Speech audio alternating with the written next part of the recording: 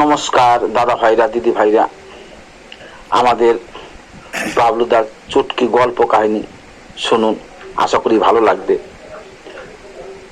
বাবলুদা নমস্কার। নমস্কার নমস্কার। আচ্ছা বাবলুদা, আপনাকে একটা কথা বলি। বল।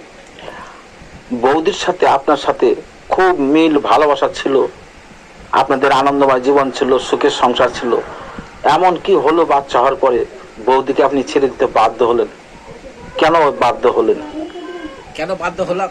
তাহলে শোন, ভালোবাসা হচ্ছে স্বার্থপর। ভালোবাসা হচ্ছে স্বার্থপর।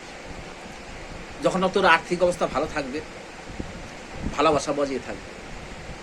যখন তোর আর্থিক অবস্থা শর্ট হয়ে আসবে, ভালোবাসা না জানলার ফুকু দিয়ে ফুকুস করে বাড়ি বেরিয়ে যায়।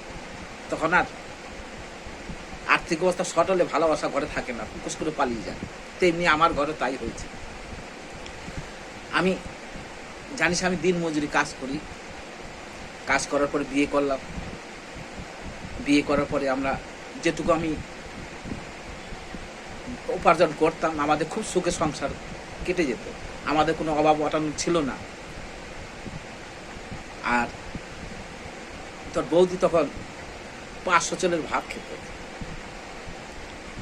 এই বাচ্চাটা হওয়ার পরে 3 কেজি 4 কেজি চালের ভাত খায়। আগে জানতাম না শালা দিয়ে এরা বাচ্চা হলে এতগুলো করে ভাত খাবে। তাহলে শালা বাচ্চা নিতামই না। শালা এতগুলো করে ভাত খাবে, বাচ্চা নিতামই না। শালা এত ভাত খায়।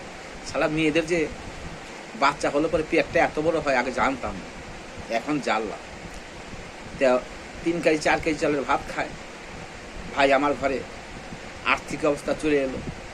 ভালোবাসা জানলার পুকুর দিয়ে পুকুর করে পালিয়ে গেল, ছেড়ে দিলাম। তো এখন ভেবেছি ছোট্ট পেট দেখে একটা মেয়ে দেখে বিয়ে করব।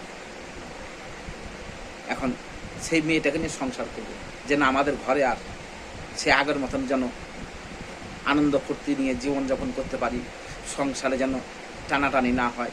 তাই এই চিন্তাধারা নিয়েছি। সেই জন্য ওই শালা বড় পেটালাকে তাড়িয়ে দিয়েছি। এখন ছোট্ট পেটালা মেয়ে একটা বিয়ে করব, তাকে নিয়ে সংসার করব।